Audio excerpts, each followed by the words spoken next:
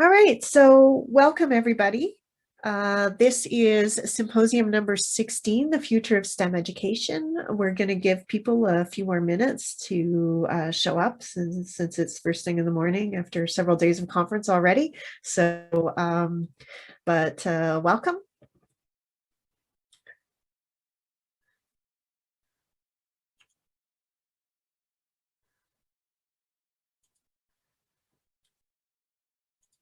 Okay, so I think people can now move in on their own.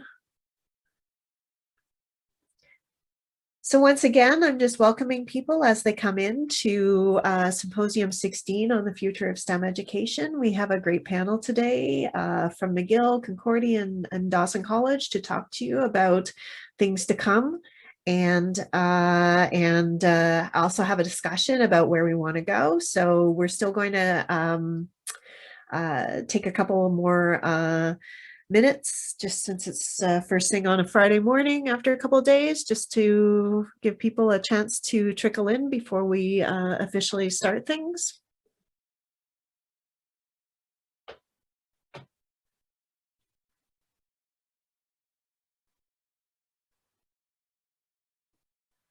All right.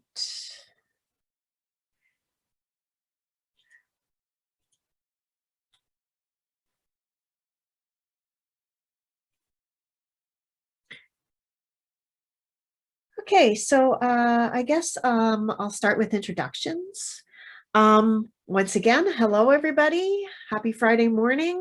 On this last morning of this really amazing conference. I've really been enjoying it. There's such great discussions and such great energy. I think, you know, I'm really looking forward to doing this in person, but I think that they've been doing an absolutely great job organizing this and making this happen in a really engaging way online. So, so this is session S16, a symposium on the future of STEM education. My name is Tamara Western. I am the chair for this session, and I'm really excited to introduce to you a set of amazing people coming from McGill, Concordia, and Dawson College who are going to talk to you about the future of STEM education, some ideas they have, and some examples of things they're working on, some different case studies from across the different institutions, and then also an opportunity for us to discuss at the end as a group and bring you, the audience, into the conversation, because this is something that concerns everybody. So the great set of people we have, there is Veronique Brule, Armin Yazdani, Rob Cassidy, Anita Parmar, Joel Trudeau, and Iris Go. And before pass things over to Armin and Veronique, who are going to be kind of emceeing this symposium within the group, I just want to give you a couple disclaimers. Like other sessions within this conference, this is being recorded. So if you feel uncomfortable with being recorded, you can keep your camera off and you can rename yourself, so to preserve your privacy. We also have switched on the closed captioning. So if you would like to get the transcript, a live transcript of how it's going, you can turn that on with the live transcript button. And I guess we're good to go. We've got a great audience, a great panel. So I'm going to pass things over to Veronique and Armin to start their presentation. Thank you. Hey, good morning, everyone. Thank you, Tamara, for that kind introduction. So my name is Armin, and I am working with the Office of Science Education. I just wanted to thank Saltis for giving us this opportunity to present this today. And I just wanted to also thank the speakers that we have lined up. We have an all-star list of presenters from McGill, Dawson College, and Concordia to present on the things that we've been working on in the last year, specifically in predicting the future of STEM education. If you hear some background noise, my two children are getting ready for daycare, so I apologize for that in advance. I also just wanted to thank Tamara for chairing the session. So the plan that we have for presenting today is to give you a little bit of context on how this presentation came about, I'll focus on some of the key areas that are the main areas of focus for STEM teaching and learning units. We thought in predicting the future of STEM education, it would be interesting to look at some of the various STEM teaching and learning units from the Canadian institutions as well as the American institutions to see their main area of focus. We're going to also look at some of the trends that are coming up, changes after the pandemic that might be disruptive and affect this change going forward. And then I'm going to pass it on to my colleagues, Veronique, who will talk about the key skills and attitudes that the students will need in the 21st century and beyond, and what we are doing to address those challenges and help them develop those skills and competencies. And lastly, where we want to spend most of the time is talking about some of our experiences in the last year and also sort of our vision for the future of STEM education. So each of the speakers will get about 10 minutes and they'll talk about their experiences. So we want to really focus on sharing the experiences and moving on to the open discussion, which is the last component to get your questions and hopefully have a rich discussion. So I'll start with just giving you a little bit of context on how this presentation came about. We originally submitted this abstract last year to Saltese and it was accepted. And then the pandemic hit, so it was canceled for last year. But what was interesting was that we were approached by Saltese this year saying that this abstract has been pre-approved. But we had this major challenge because our initial abstract had to be modified slightly to fit the context of the pandemic. So we have been trying to work together to address the challenges that the pandemic have brought and the disruptions that the pandemic has brought, but also trying to also maintain the things that we wanted to discuss in the original plan. So we've tried to do our best to address the things that we said we would discuss, but because of the pandemic, there might be some slight changes. And I just wanted to give you that disclaimer before we go on. So with that, the first part of this presentation is to show you some of the benchmarking research that we have done to look at some of the Canadian institutions and the American institutions and the teaching and learning units specifically and what the focus currently is. Now, this is in the context of pre-pandemic. This research was done pre-pandemic, and towards the end of this, I'll talk about some of the trends that we are seeing that either validate this or show us how the pandemic has accelerated those changes. So before I move on, I just wanted to give you some context for how this research was done. So there's two levels to this analysis. There's a comparison that is looking at the differences between the Canadian institutions and the American institutions. And there's the level. So we are looking at the level of complexity for developing these programs from the senior administration level, from programs that require quite a lot of support and financing to things more local at the level of the department and the faculty. Now, with that, I just wanted to show you the comparison. So this is the comparison for the study. It's looking at the U15. So on the left, you're seeing the list of 15 Canadian institutions that we have analyzed in the study. And on the right side are a list of aspirational institutes from the United States that we're going to compare sort of our progress to. These institutions obviously have a huge operational budget. And some of the programs that you'll see are really aspirational for us. Now, in terms of the level of analysis, we are looking at programs that really need the support of senior administration programs, for example, developing a STEM teaching and learning unit that require quite a lot of funding and long-term operational budget, to things more local at the faculty and the department level, to programs that are focusing mostly on students, and lastly, external programs that are going, beyond that one institution and, for example, multi-institution projects. So some of the, obviously this was quite an extensive study, but I'll be sharing with you some of the highlights that came up in the study. So the first thing I wanted to share with you, one thing that was interesting for us was that, before the pandemic, the aspirational institutions in the US, basically all of them had STEM teaching and learning units. So a dedicated unit within their teaching and learning center or something entirely separate that focuses specifically on STEM education. And we think this is really important going forward, because having a dedicated STEM teaching and learning unit is quite important for progressing towards the future of STEM education. One other thing that I wanted to talk about here that stands out in terms of EDI principles, equity and inclusion, is that they're doing a much better job in terms of developing programs for example, visible minority students, specific programs in STEM targeting women, whereas Canada is doing relatively well in comparison with programs for Indigenous students and students with disabilities.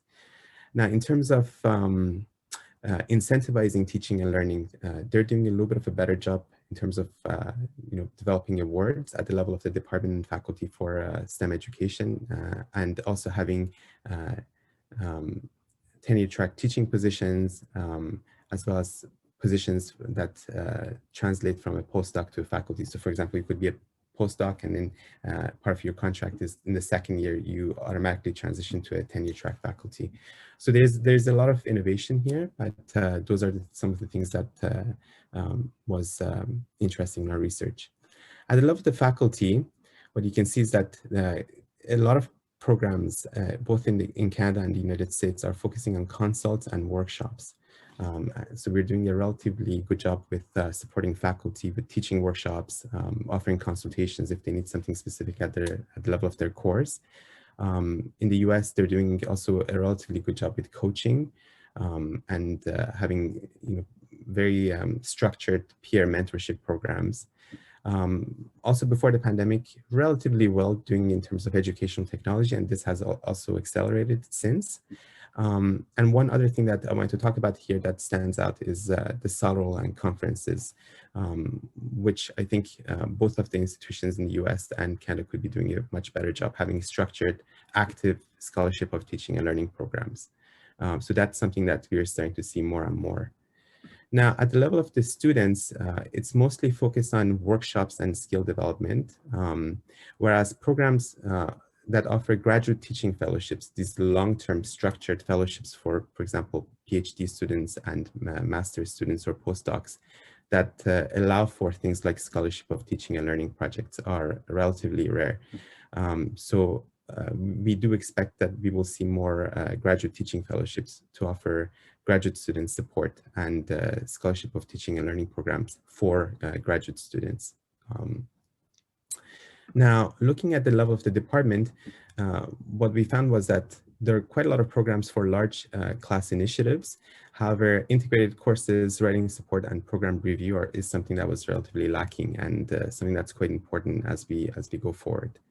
And lastly, on the right, you can see this external section where we are seeing that the US is obviously doing a much better job in terms of multi-site projects, these large collaborations between institutions that are, for example, NSF funded. So this is something that I think we can maybe do a little bit of a better job. And Saltese, for example, is an excellent example of how we can do that. Now with that, I just wanted to share with you some of the earlier trends that we are starting to see post-pandemic, and some of these things are being validated that we had predicted. So one thing that we do predict is that we will see more STEM units, so specific teaching and learning units, like for example, the Office of Science Education, that are specifically there to address the unique context of STEM education. Another thing that we're starting to see is providing more equitable opportunity. So equity and inclusion are foundational principles, and providing flexibility in how we deliver and assess content, and also offering non-traditional pathways for acquiring skills, competencies, and credentials to students is something that we will see. The next thing is new disciplinary approaches to grand challenges. So what differentiates new disciplinary approaches is that students immerse in authentic, real-world problem-solving tasks to address using and developing skills in combinations that disregard the traditional silos of an individual discipline. So we're going to see more new disciplinary approaches to problem-solving as we go forward. Another trend is something in, I'm not sure if you've read the book Grasp by Sanjay Sarma, but he talks about this idea of intellectual migrants, which is really interesting. So one thing that the pandemic has done has, it's shown us that, it has expanded our borders basically. So he predicted, for example, that we'll all be migrants and in the form of intellectual migrants in the future, both in terms of jobs and how we acquire our education. And this also links to lifelong learning. So for example, instead of a traditional 4-year program, it might be, we might have a need for reskilling workers and offering adaptive programs as we develop more technologies, for example, AI and things like that. The next component is engaged and networks communities of practice. So this basically is an example is Saltese here. We should have more networked and engaged communities of practice as we build these programs, constant communication between institutions, research, multi-institution research initiatives that assess the efficacy of these programs are needed as we go forward. And lastly, changes in assessment, so innovative and accessible measures of learning. So we need to rethink our approach to assessment to offer fewer, better, and smarter tests, and also more reliable and unbiased ways that we get feedback from these tests about our students. So I'll end my section here.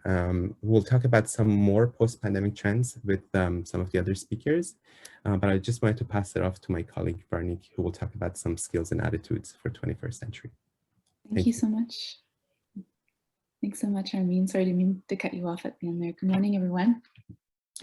So just shifting gears a little bit from looking at these emerging trends to what skills we think that STEM students require in the 21st century. So this is obviously a topic that's been much discussed pre-pandemic, and then the pandemic sort of shifted our perspectives perhaps of what skills or attitudes students required, both for their studies and also for their future careers in STEM, including positions that may not yet exist or are emerging. So what we'd like to do with you, I know it's a Friday morning, but we'd like this to be a little bit interactive. So we'd love to hear from you in the chat what you think are some skills or attitudes that STEM students require. This can be based on your own lived-in experiences or perhaps something you've heard from the conference so far, but please feel free to jump in the chat and share with us what you think they require.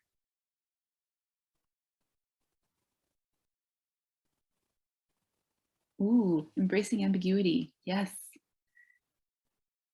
Seeing scientific literacy, the ability to question, communication skills, language skills, long life learning, autonomy, fusion of critical and creative thinking skills, problem solving, critical analysis of what they see around them and on the internet, absolutely. Curiosity, yes. Super. Thank you so much. These are really great responses. Working with others, communication, optimism. I like that. Data-driven decision-making, creative confidence. I like that. That's interesting wording. Yes, absolutely. Adaptability, self-efficacy. Super. Thank you so much. It's really great to see. I'm seeing some similar answers in here and some ones that perhaps I hadn't thought about as well. And I really like this. Thank you so much. So Armin, if you don't mind jumping to the next slide. So I think that everybody here touched on different aspects in this wheel. So this is adapted from a paper from 2019 by Boone, which was exploring STEM competencies for the 21st century. Obviously, this was just before the pandemic, but I think that most of these skills obviously still apply, and perhaps the pandemic just sort of shifted our perspective or views of certain skills or placed more emphasis on them. So I think everything that we talked about in the chat is represented here. So I think, for example, looking at the top with ethical decision-making and integrity, I feel the past year and all the events of the past year really shone a light on this and how critical it is to ensure that our students have opportunities to practice these skills and to foster positive attitudes towards ethical decision-making and integrity, both in their everyday lives, but also within a STEM context. I'm thinking, for example, of assessments over the past year, and there were a lot of conversations around academic integrity, both on the student and the instructor side of those conversations. I'm also seeing, for example, problem solving is our usual suspect, but combining that with being resourceful and creative. So thinking about what constraints you might be in for problem solving and how you can work around those constraints, and being creative in finding solutions. So drawing on multiple knowledge bases, or thinking about the appropriate ways to tackle a problem. Problem formulation absolutely should be added to problem solving. And perhaps I should just jump in here and say too that these are very broad categories, and they're sort of organized the way that we've seen them in our own work. So please, these are not limiting in any way. We also spoke about technical and scientific literacy. I think the technical side is becoming more and more important. So not only are there a plethora of tools available, but we need to ensure that students and instructors are comfortable using those tools to organize, share, and create information. Something I think that the pandemic really shone a light on was being resilient and adaptive. So not only in our everyday lives, but I'm thinking towards STEM skills and attitudes of embracing failure as a learning tool. And so looking to the classroom and perhaps not being so focused on getting that extra 0.5 on a quiz, but really taking, okay, I didn't know this, so how can I use that as a tool to advance myself in my learning? Or being adaptive, for example, from my science perspective, to troubleshooting in a lab. So if something doesn't go the way you planned, taking that information in stride and perhaps shifting your perspective based on new information, or being adaptive to troubleshooting if something doesn't go well. I skipped over leadership. I'm going to come back to that one and talk about it with collaboration, but I want to touch on investigator because it's a bit of a broad category here, but I think it really applies to having a STEM identity. So situating yourself within a STEM context and appreciating STEM aspects within your everyday life and linking your learning to the real world context. I think that's very important. And it's something obviously that existed before the pandemic, but I think the opportunities through the pandemic of online teaching, where perhaps students are spending more time online looking for answers and studying, to be able to equip them with that critical eye to be able to assess what they're reading and learning and discussing. And also being open-minded and curious as well. So leadership and collaboration for me go hand in hand. So being able to be a self-regulated learner, be independent, but also at the same time, being able to appreciate and acknowledge different ways of knowing and working with others who may have different knowledge bases to address problems or be creative and innovative in the way that you're looking at STEM problems. So I think overall, these are very nice skills to encompass together. These are, I think all these categories encompass skills and attitudes. And so I think our takeaway from this slide is really that the pandemic may have emphasized certain skills or different ways of approaching helping students adopt these skills or foster these attitudes. And so we're curious to hear from you in the discussion section, what your perspectives are on these skills and attitudes, and how you may have approached them during the pandemic and how you're rethinking them moving forward with your students. So maybe if you can switch to the next slide, please, Armin. Thanks.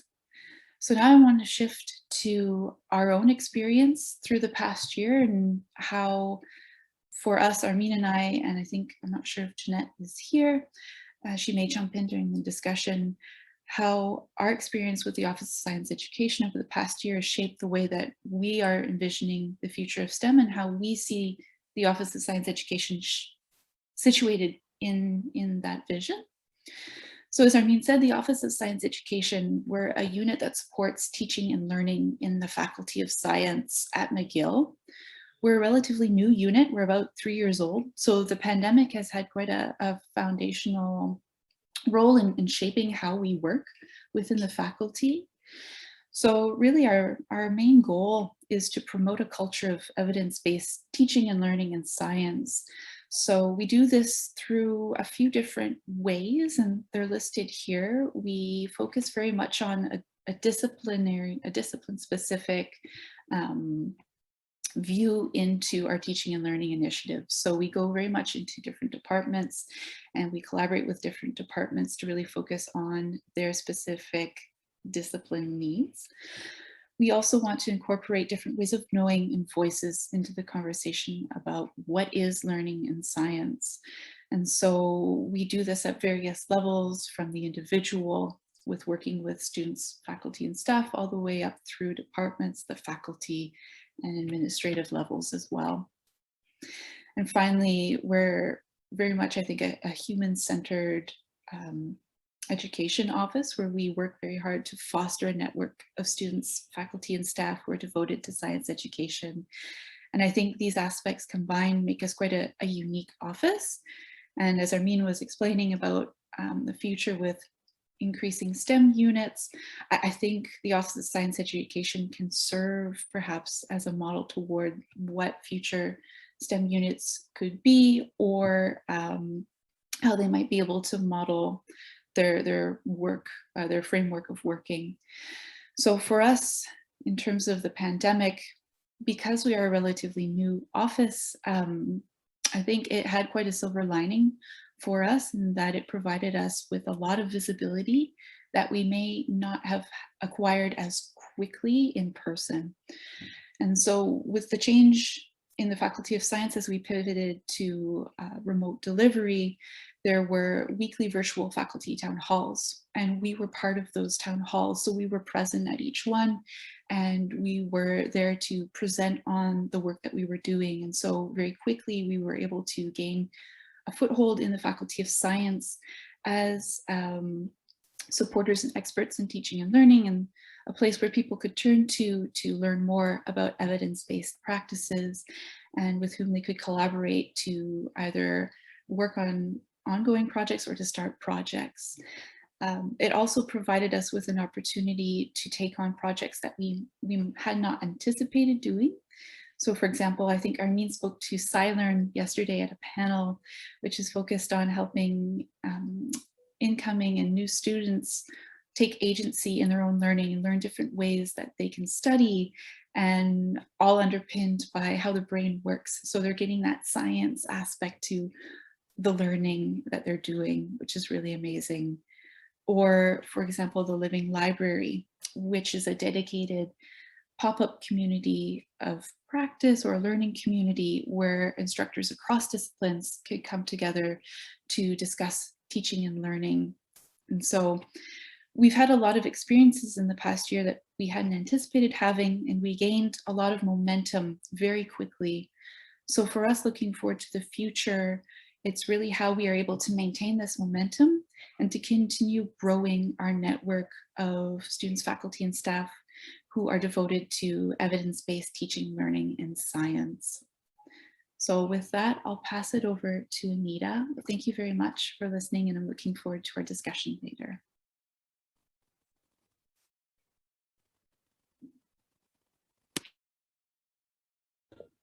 Unmute. Thank you, Armin and Vero. That was a fantastic introduction to what I would like to talk about. So basically, so I'm going to talk about the future of education, but not limited only to STEM education, but basically a broader form of higher education in the context of a space called Building 21 at McGill. So my name is Anita. I'm one of the co-directors, but I would be strongly remiss not to emphasize that what we do is very much produced from a collaboration with our staff, our mentors, students, the rest of the university, and beyond. So what I'd like to talk about is what we do both pre and during the pandemic. And I hope this will make clear that while it was quite difficult over the past year, I think the past year was very valuable, maybe even essential to our operations. So basically, Building 21 is a lab for the future of education. I've only put pictures in my visual accompaniment just to give an idea of how beautiful the space that we occupy is. So you can see that unlike a typical classroom, it's naturally conducive to collaboration. And this is because it was formerly a living space. So it's actually an apartment complete with kitchen, 3 bathrooms, southeast corner of campus, right at University in Sherbrooke. So I only added 1 Zoom photo to indicate that we didn't stop during the pandemic.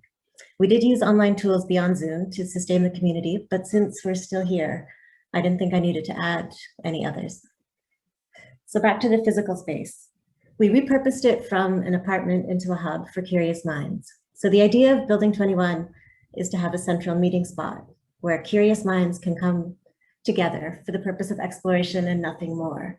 So I'm thinking back to what I really liked, which was the circle of the 21st century skills. So essentially, when you think of B21, think about a place that's taking all of that theory and trying to basically just play with implementing it. And so we're very lucky to have a lot of freedom.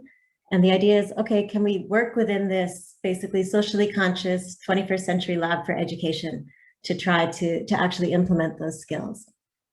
And something that came up yesterday in discussion with some other Celtics people was we're trying to catch lightning in a bottle. And I've always said it as we're basically trying to collect different academic passions together. And the motivation for continuing forward is the fact that you're accompanied by other people with their academic passions. So the idea is basically a place where you answer your burning questions. So for whatever it's worth, get it off your chest. And as you know, it's not easy to find time to do this. But when people come to B21, that's all that they're meant to do. So our primary, most tangible mechanism for support is something called the Brule program. And this is a paid fellowship in the summer and a paid internship during the winter and the fall semesters. It's open to everyone from undergraduate to post-PhD, all faculties, including continuing education. And students have one job, which is to seek an answer to their burning questions. And this is a very important aspect of the space that Joel brought up, which is that students get a chance to formulate their own question. Sometimes they're not good, but the student gets to control this, learn from it. And for me, very importantly, gain confidence that their own curiosity is valid. And I think that learning how to, something that I've at least observed in many students is that learning how to translate your curiosity into a valid research question, it's something that's very difficult. And this is something that we're trying to teach experientially. So in return for all of this, and the students are paid, so basically we're trying to carve out the time and the space for them to do this. So they're paid as serious research fellows. So in return, they're only asked to both seek input from other scholars and give input. And in this way, it's very much, I like the word neo-disciplinary, which I think I'm going to use from now on. So it's basically meant to be a place where you practice learning the language of other disciplines to hopefully erase some of our blind spots and to basically consider your problem from different perspectives. And this can add to your question formulation. It can add to your understanding of what that question should actually be. And last but not least, I think it's very important to graduate good citizens as well as good students. And I think that the community, the collaborative, the interdisciplinary nature of the space is an excellent training ground for this. So essentially, I hope it's clear that what we do at Building 21 is malleable. There are strict principles, but the space itself and what we do is adaptive and evolving. Beyond the Brule program, which is probably the most rigid and formal thing that we do, the door is almost always open. So we do go home sometimes, but for the most part, students, professors, community members can wander in, join a conversation, or just observe. And one last thing to mention is that the space is as important for me and for our staff, our affiliated researchers, professors, and mentors as it is for the students. Something that I think we've all experienced is that change is hard, optimism is hard, and maybe impossible alone. So I try, but if you can't be optimistic all the time, then at least you can benefit from somebody else's optimism when you tend to fall. And being that person that's essentially building students up to take on something that is seemingly impossible, I think that also takes a lot of strength for the people that are leading it. And so the fact, the space, it's good for the students, it's also essential for us. So how we handled the pandemic was essentially not to stop. We transitioned immediately online with group meetings, we had some fun activities, we continued the mentorship and the collaborative nature of the space. We carried on having cohorts of scholars each semester. We didn't just use Zoom, we also eventually integrated Microsoft Teams, basically in order to try and recreate all of these rooms that you see in the picture into different channels. So there was a living room and a kitchen. We might have even had a bathroom. But so more important than that was just that there was a permanent online space that people could still wander into, and this time 24/7 actually, because the space was always open, and hopefully find someone to exchange ideas with. But the part that's interesting to me is noticing what the absence of physical contact did to what we're doing. And so for me, it allowed me to look at our structure from a different perspective. And so this is why, as hard as it was, I'm probably grateful for the experience. There's a feeling that you've done something simply by engaging in a conversation with a colleague. And putting weight and importance on that experience is not something that's done. And it's something that is definitely done at Building 21. But that doesn't mean that at Building 21, we want to ignore the harder work of introspection and deeper thinking. And so I think for me that what the pandemic pointed out is that making a space where people engage with each other isn't all that we want to do. We do want to maintain rigor and discipline, research, reading, uncovering answers, but in a place that's comfortable, communal, fun. And this is the challenge that I would like to focus on right now. So let me conclude by saying that we're very lucky. We have a lab where we get to try and catch lightning in a bottle. It's definitely easier to speak of the ideal than to implement it, but I still think that we're very lucky that we get a chance to jump right into this. I can post our website in the chat, and you can check out the website for some examples of the projects that people have done there. Everything from leveraging the internet to create a global workers union. And I think that project evolved into first understanding the internet. So it ended up being basically just a guidebook to data privacy. And then there was another student who was quite technically savvy, who was trying to reimagine the internet itself and how our privacy is a commodity, creating a virtual reality representation of nothing. There were a couple of science PhD students who they took kind of a mixed model, by which I mean quantitative and qualitative approach to answer the question, what is consciousness? Maybe one of my favorite was a young undergraduate student who wanted to ask how the laws of physics and symmetry are affected by considering a fundamentally discrete structure for space-time. So the idea is basically just giving a space for students to come in with their curiosity and then to be given the chance to find an answer in the company of a lot of other passionate scholars. I'm passing it on to maybe Iris or somebody else.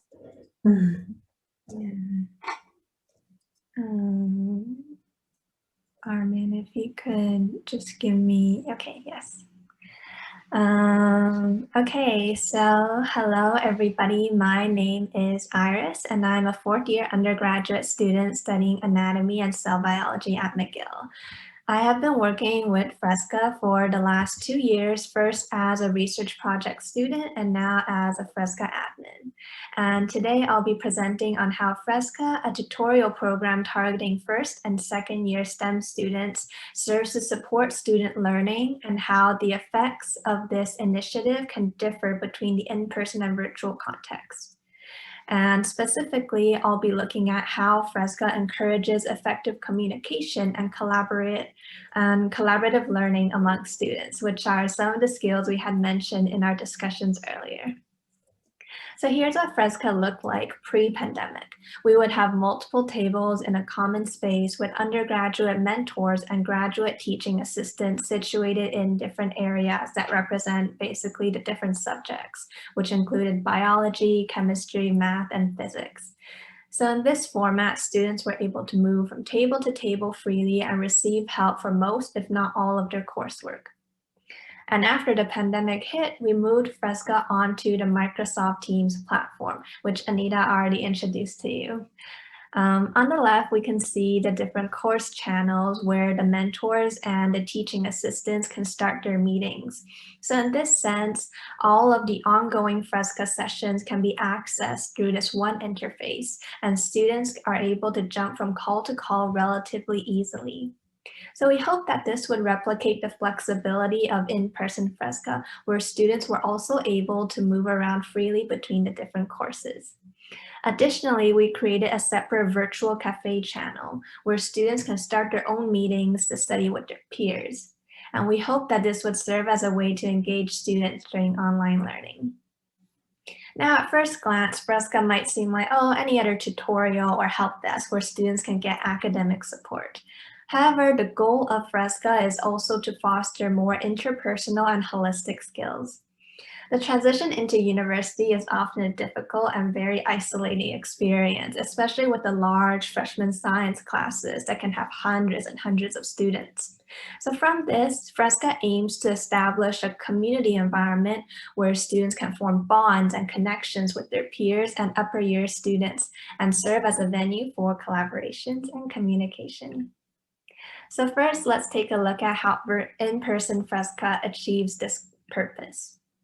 According to the fall 2019 survey that we sent out, 30% of the students out of the 76 responses that we have received indicated that one of the primary reasons they come to Fresca is to learn from and work with other students, which aligns with our goal. And one reason that makes this possible is how in-person Fresca is set up. As I have described before, Fresca creates a community environment that is reported as being welcoming and non-judgmental by students. Additionally, many students have stated that they would receive help from their peers when the mentors or when the teaching assistants are unavailable. Since it's really, from the photo before, you can see it's a really open space. So it's really easy to just start a separate conversation with the person sitting next to you, or just kind of work together with students who are taking the same classes as you are. At Fresca, non-academic questions or needs are also addressed. So when the session is less busy or at the end of the session, students would start asking the upper year students more general questions like, oh, how do you study effectively? How am I able to join clubs or get involved with extracurriculars? And just kind of things about university life in general. So in this regard, the informal conversations that take place at Fresca really help freshman students adjust to post-secondary life. And of course, we have also seen students establishing many peer-to-peer connections, some of which can be long-lasting. For instance, we regularly see the same group of students who are attending Fresca and working together, which suggests the presence or the formation of peer groups. Speaking from personal experience, some of the students who have attended Fresca when I was a mentor 2 years ago still contact me to ask questions about university or study techniques. So in general, it seems that in-person Fresca does a decent job in supporting students as a collaborative learning environment. Now let's compare this with virtual Fresca. In the fall 2020 student surveys, multiple students have complained about the lack of opportunities to work with and interact with other students. These comments are interesting because we have tried to provide resources and events to engage the students. For instance, I have described the virtual cafe channel, but we really get students using it to connect with their peers. We have also attempted to restructure the virtual cafe to hopefully attract a few more students. For example, we thought that students might be a bit shy to start their own meetings. So we recruited mentors to hold regular virtual cafe sessions on weekdays. However, we really only had a few students drop in maybe at the start of the semester, and attendance tapered off very quickly. Then we thought, maybe students just don't like Microsoft Teams. Maybe we should just hold these sessions using Zoom. With that, we held 2 Zoom isolation breaker events, and we saw a bit more attendance, around 10-ish students at the first event and a smaller number in the second one. But these are still extremely, extremely low numbers in comparison to our reach. So the entire first and second year STEM student population.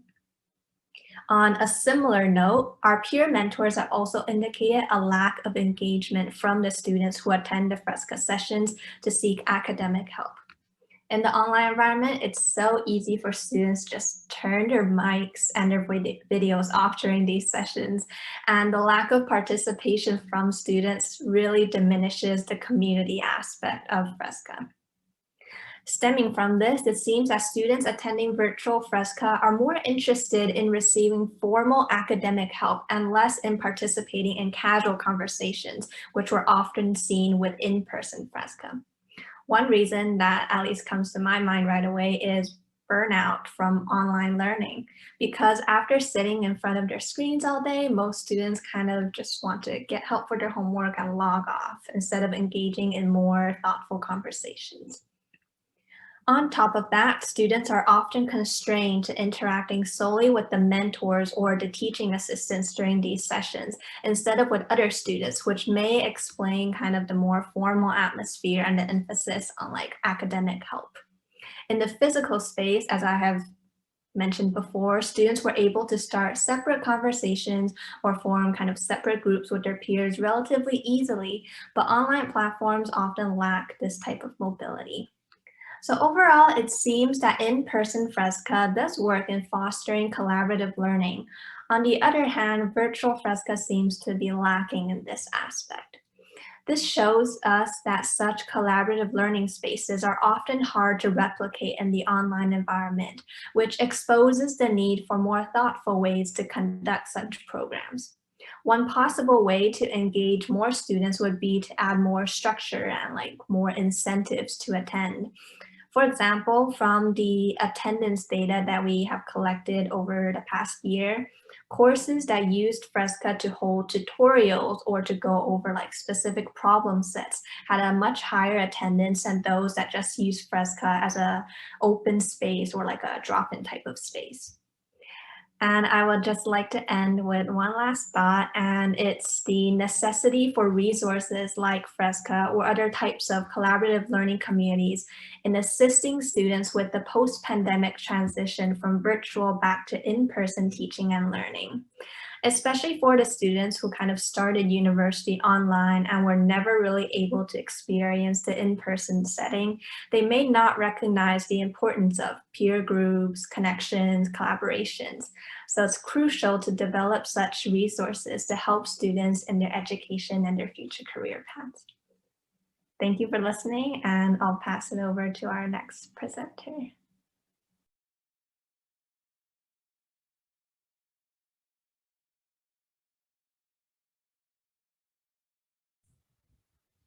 I guess that'll be me. I don't really have a presentation. I think I was just here to discuss some of the things that that the pandemic has brought up in terms of the theme of the whole panel discussion here today. So I'll keep my comments rather short but brief. I've absolutely loved hearing what you've been presenting so far, and I think it, there was Anita, you had said that that the pandemic was almost necessary in some ways for us to grow. And I think that's a really important thing that has, I think resonates a lot with us. I think, the pandemic experience has been in a way traumatic, and then also in a way of just unprecedented, out of our comfort zone growth. And so that's one of the things that, just looking back at some of the things that have come up, I think we've really noticed.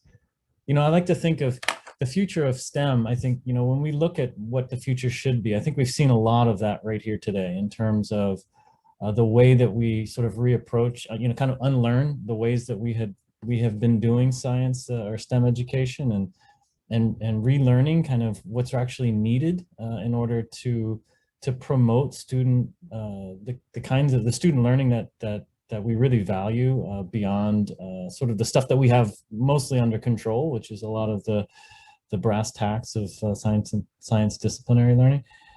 And so I loved hearing about the way that we approach learning in a discipline specific way, and really getting into those that mode of getting in a sense beyond the content of what we're trying to learn.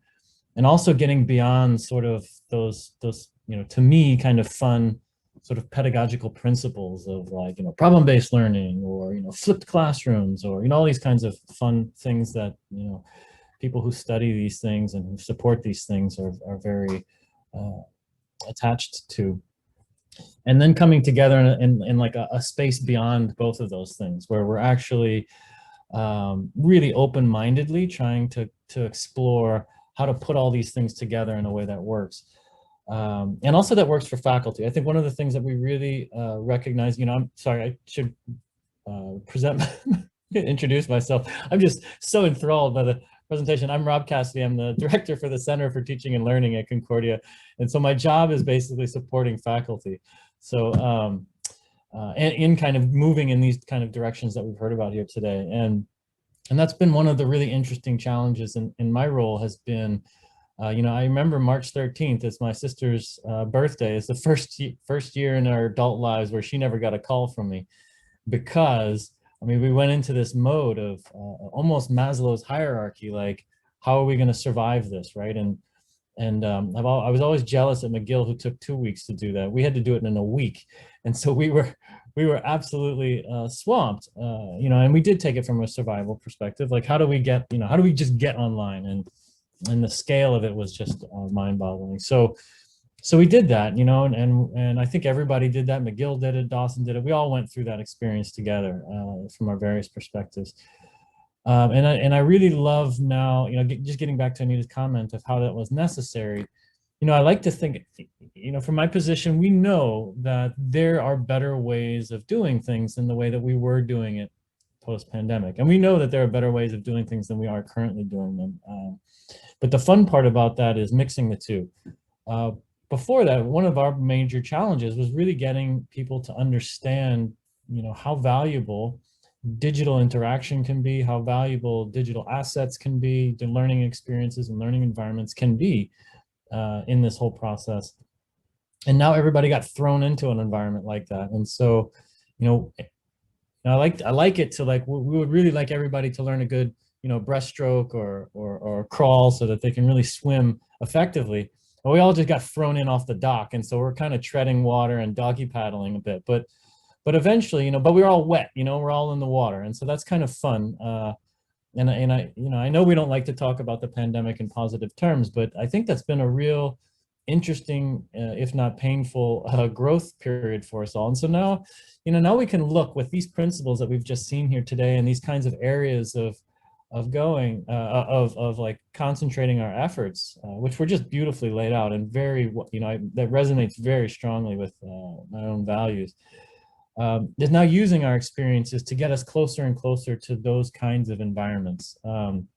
We know, for instance, that, or I suspect, I won't be so confident, but suspect that things like promoting exploration in students and promoting these kinds of things can really be complemented by digital experiences over a simple classroom, time-boxed classroom experience.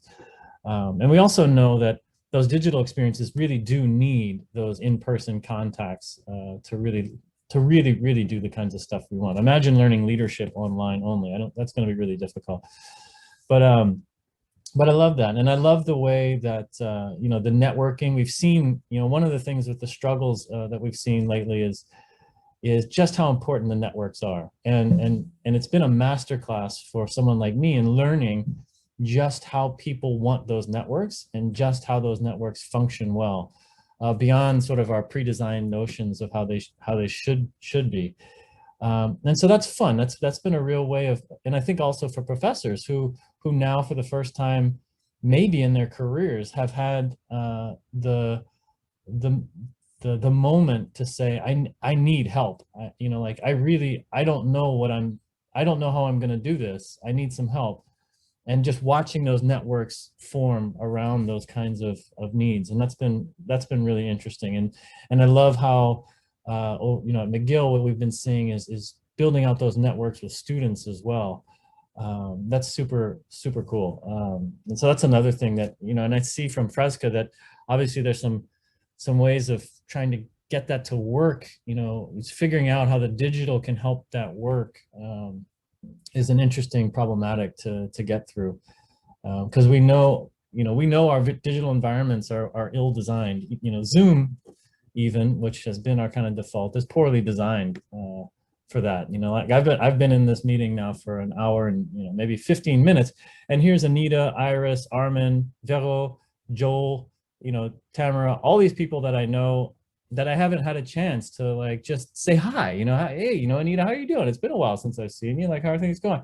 Joel, you know, haven't given Joel a hug in a while. And Vero, like, man, it's been a while, you know, like, let's talk, let's catch up. You know, these kinds of things. And Zoom's just horrible for that, you know, like, and so, you know, I really do love the fact that because we've all been thrown into these environments, we're really looking for new ways to do this that are far better. I'm thinking of some projects that we're working with over at Concordia, where we have some professors trying to build out Minecraft as a learning space, and that's really fun, you know, like because it's a different way of interacting with people. People actually do interact. They don't just sit back and watch their screens and talk at their screens, and so that's been really, really fascinating in watching those things. And anyone had the luck to be there last night or yesterday evening at the Gather Town. This is just these are just amazing kinds of new ways of thinking of environments, social environments online that I think we would not even be, I'm certainly, you know, I can say from my perspective, certainly we wouldn't be, have been looking at those as intensely as we are now if it hadn't been for this pandemic and for us needing digital environments and those digital environments not giving us what we actually need. So I'm really looking forward to seeing how that evolves out of the pandemic. I could go on and on, but you know, I just want to say those kinds of things and thank the presenters for laying, the other presenters for laying all this out, and I enjoy engaging further with the discussions. Thank you so much, Rob. I'm going to pass it off to Joel. Can you hear me okay? So great, thanks Armin and Veronique for organizing the symposium and for inviting me to give a perspective from Dawson College. I'm going to come in and give a perspective as a faculty member and as a project lead and as somebody who collaborates across disciplines. I'm not going to represent the whole Dawson pantheon. Like, we're still in emergency remote teaching in some respect. Our classes are just ending. Finals are just finishing. We're sort of in the throes of marking, and the reflections that will come out of especially this last year's experience will be months in the making, I think, before we can figure out what post-pandemic looks like. But what I wanted to do was provide, I guess, a neo-disciplinary perspective from some of the things that I'm doing. I really like that term too now, Anita, and I think I'm going to use it. I thought anti-disciplinary was good, but neo-disciplinary seems to be the way to go. And also a very specific disciplinary example. Partly because it bridges the pandemic experience, and also partly because it's exploring evidence-based teaching and learning, and involves research and involves interesting collaborations and links to this question of STEM skills for the 21st century. I guess we're already 20 years into the 21st century. You got to stop saying that. Anita always reminds me of that. But let's say for the fourth industrial revolution, that seems to be the hot term right now. Let's see, maybe we'll coin something new out of the discussion. That's what I'm really looking forward to. What will be an engaging discussion with the rest of the Saltese community around what folks think about the future of STEM. So let me just back up a little bit. So I teach in the physics department. I'm a founder of one of the coordinators of an initiative called SPACE, which is an acronym for Sciences Participating with Arts and Culture and Education. This has been an ongoing initiative at Dawson for the last 13 years, and it offers enrichment and mentorship experiences for students in and out of the classroom. Now, there are many things going on at Dawson that are both within program or that have profiles, such as the Enriched Science profile, and there are numerous activities and numerous individual initiatives that either faculty members run or that are linked up with the many learning communities that we have. The SPACE is one of these learning communities, so I wanted to provide a perspective on that and kind of bring in maybe this idea of the STEAM and science and technology and society needs for STEM. Also, the college experience is different. We're not teaching to disciplines. We're teaching to programs, and we're teaching also through general education and the whole student. And many of these students will take other directions. Some of the students who are not, let's say, in the science program currently will come in through other channels to STEM. So how do we reach all of these students? I think this is a question of interest, and it's also an interesting domain to explore with college students.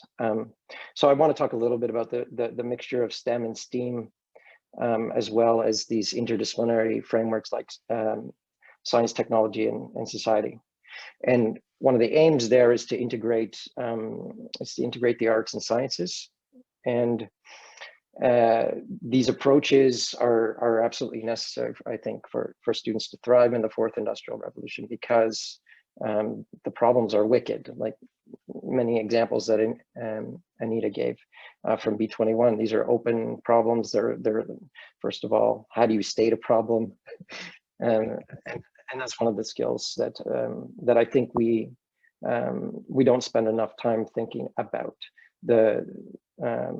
The general linear path for students is that they have problems well posed for them, and the outcome is, can you reproduce the known solution as well as the recipe for getting there? And it doesn't necessarily imply that things were learned and deeply understood. And so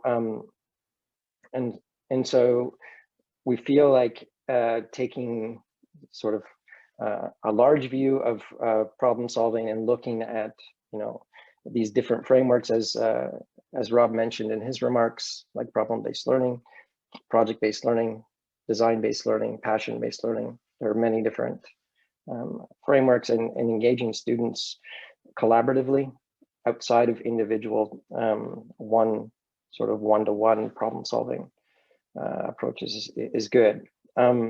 So I just want to talk a little bit about space,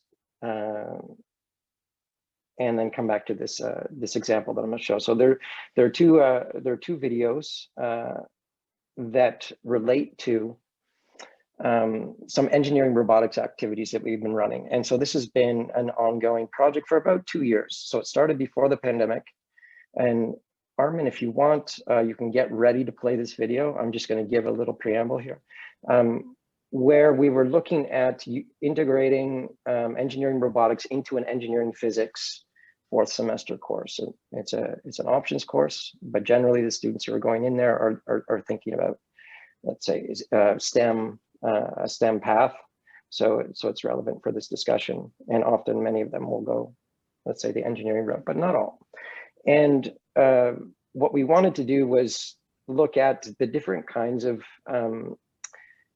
available project-based learning frameworks that we could imagine running engineering robotics activities with. And Arduino is let's say the best known. It's open source hardware and software. It's the most well supported, well documented, and also the most flexible for trying to create learning activities.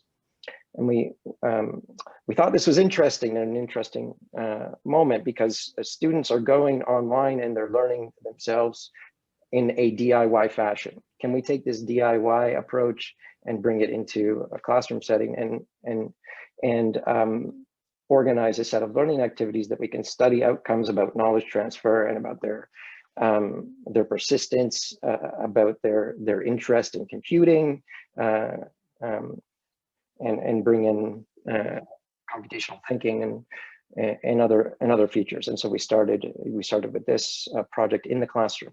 Okay, so you can play the video now, and then I'll give a little more context.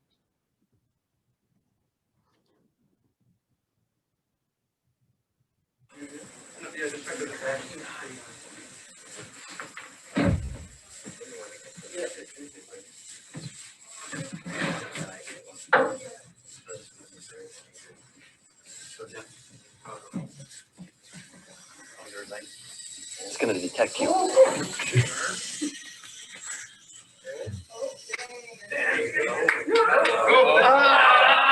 Ah!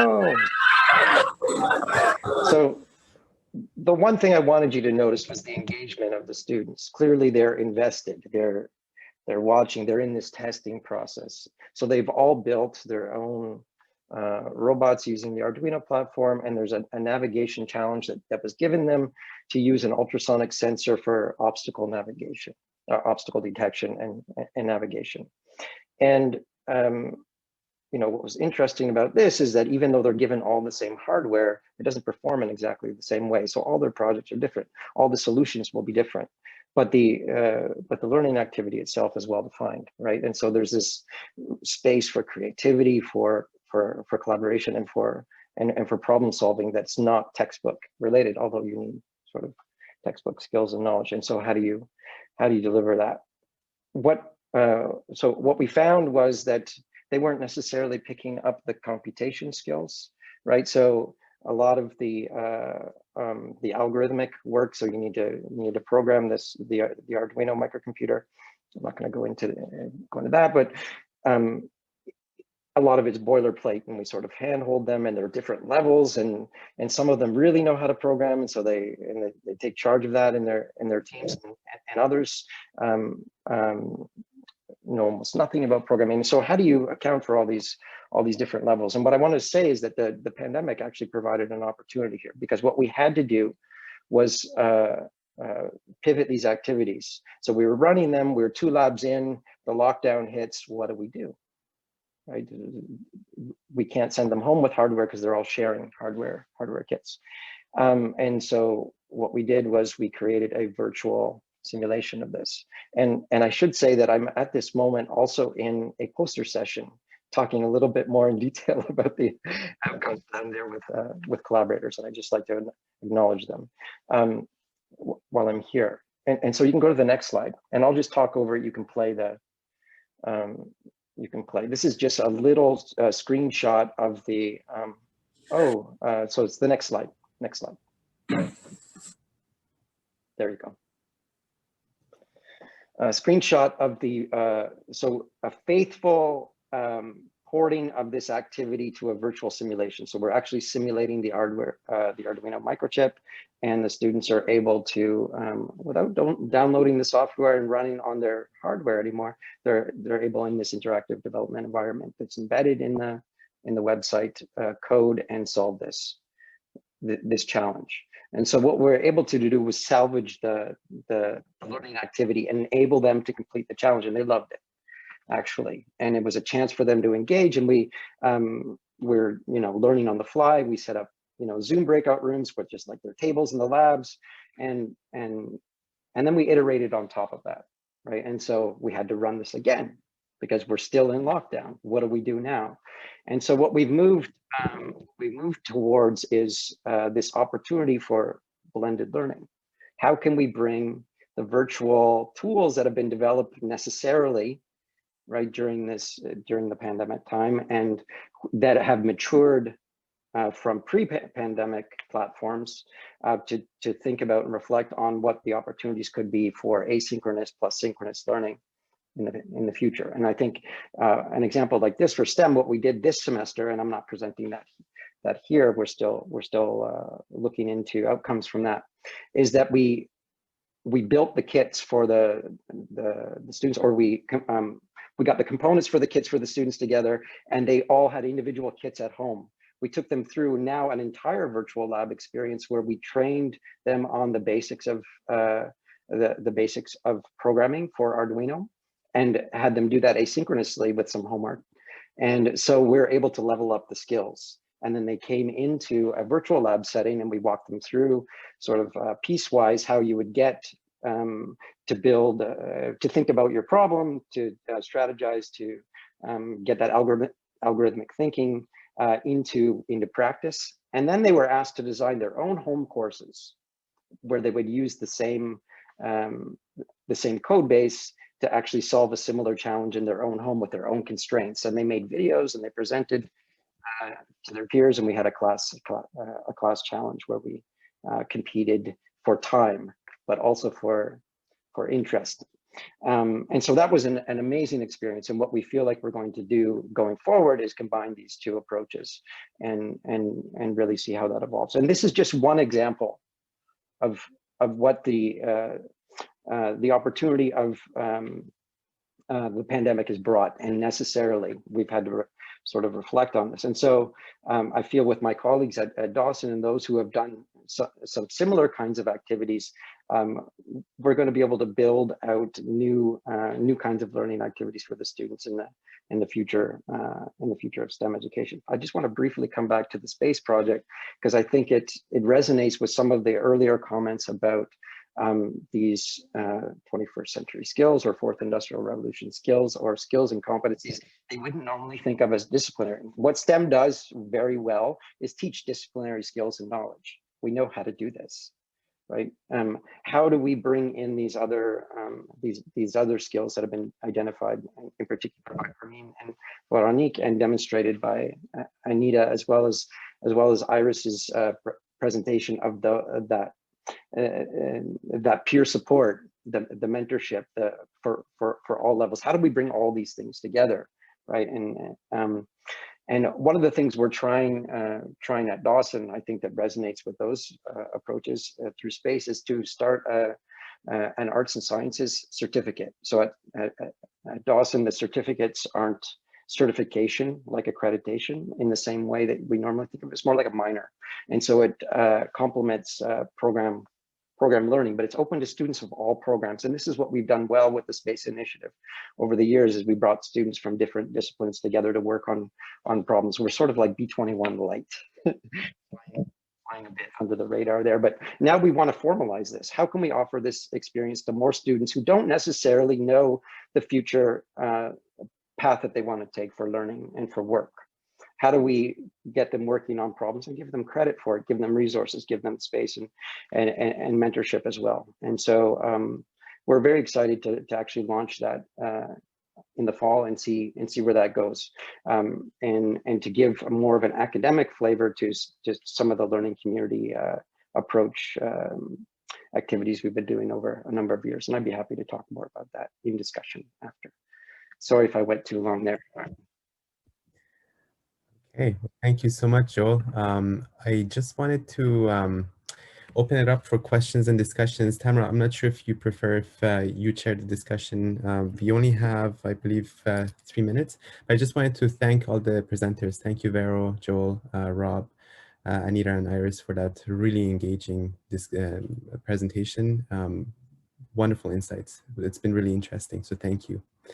And it's open for questions. Sorry, we only have a few minutes, but you can also follow up individually with us after the presentation. I need to stop sharing. So anybody have any questions? You can put up your hand or just unmute and speak out.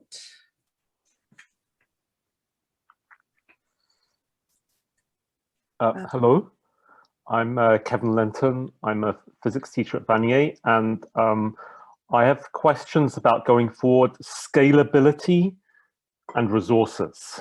And I'm thinking particular, Joel, in terms of the new science program.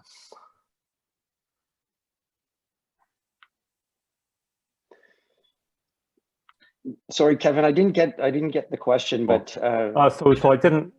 Just if you could comment on how a lot of these ideas, which I think are really valuable and important, can be scaled. Yes. To cover more students, and I think that could be an issue going forward.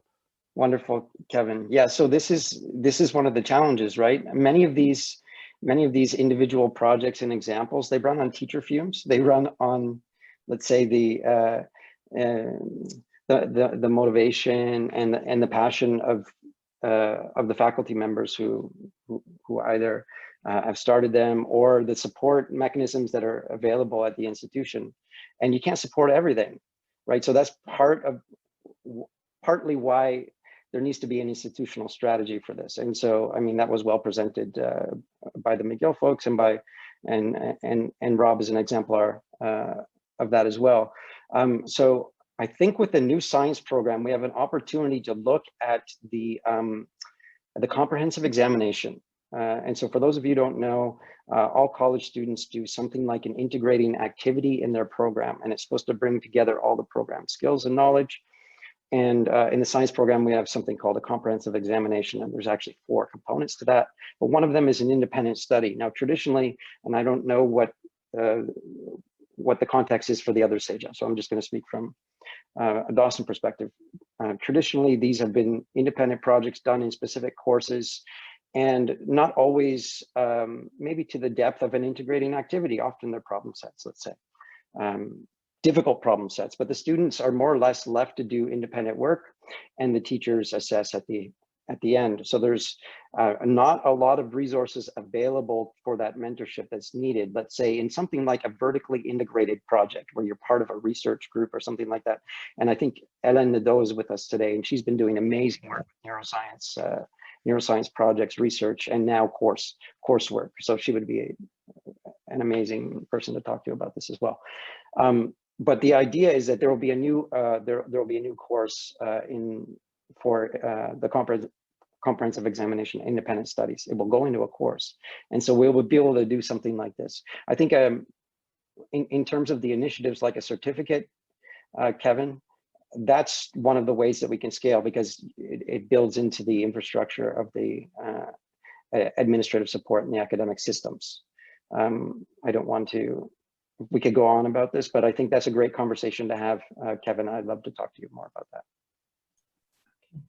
Well, this has been such an interesting symposium. I really enjoyed it, and it's been give us an opportunity to think about just the future in general, but also how this pandemic and dealing with this pandemic and being forced out of our comfort zone to learn new things and do more things has really made us leap forward and adapt, and to some degree embrace our teaching in a way that we couldn't necessarily fit in because of all our other obligations and research and things like that. So I think it's been really fascinating. So thank you to all of the presenters. This was really fascinating to kind of get some of the background, but also to see what people are doing in different institutions. So thank you all for your presentation. Thank you everybody for coming. And there's might be an opportunity to talk a little later in Gathertown, and I saw that some of the speakers are putting their contact information in the chat. So we're now going into, I guess at this point, about a 12-minute break before the next keynote presentation by Manu Koper from ETH about the Future Learning Initiative. That I think will be really interesting. And so thank you once again, and I'll see you later. Bye.